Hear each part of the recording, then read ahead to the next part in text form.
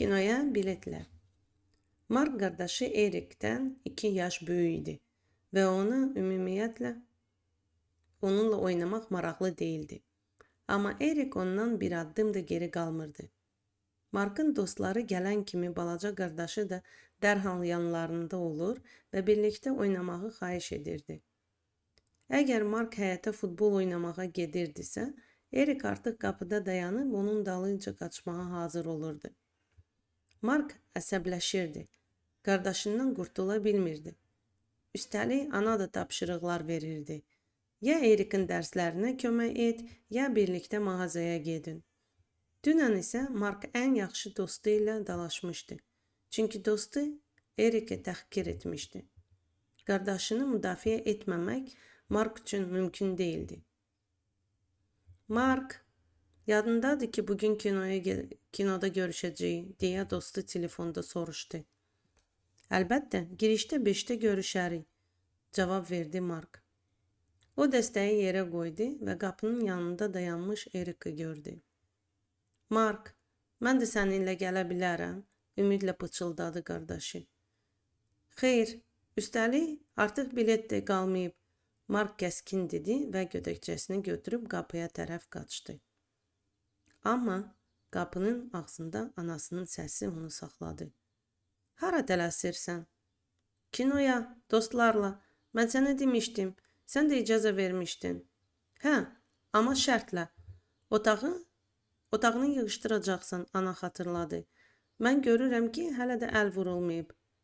Ana, sonra yığışdıraram. Mən artıq gecikirəm.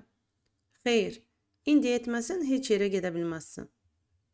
Mark pilləkənin üstündə oturdu. Hər şey puça çıxmışdı.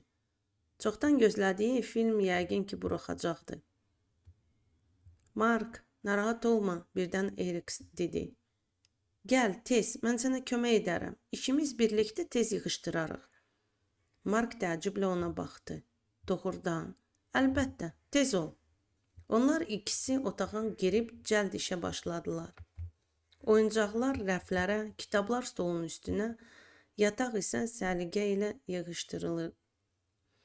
Bir neçə dəqiqəyə otaq tərtəmiz oldu. Budur, qaç, hələ yetişərsən, Erik gülümsədi. Amma sən niyə mənə kömək etdin, Mark heyrətlə soruşdu. Mən səni həmişə qovuram, hətta özümlə aparmaq istəmirdim. Çünki sən mənim qardaşımsan, sadəcə dedi Erik. Qardaşlar bir-birinə kömək etməlidirlər. Sən məni həmişə müdafiə edirsən. Mark bir anlıq düşündü, sonra göz vurdu. Yaxşı, qaçaq, yoxsa kinoya gecikəcəyik. Amma axı mənim üçün bilet yoxdur. Çaşqın halda dedi Erik. Sən səhv edirsən, Mark güldü və 2 bilet ona göstərdi. Mən sənə də almışam. Düşünürdüm ki, çox qədərlərsən. Amma indi bilirəm, sənsiz heç yerə getməyəcəm. Erikin üzü işıqlandı. Qardaşlar kinoteatra tərəf qaçdılar. Gülə-gülə, danışa-danışa. Mark isə qardaşının xoşbəxt üzünə baxıb düşündü. Nə yaxşı ki, insanın qardaşı və ya bacısı var. Elə bir insan ki, həmişə yanında olar, kömək və dəstək üçün. Nəyin bahalısını olursa olsun.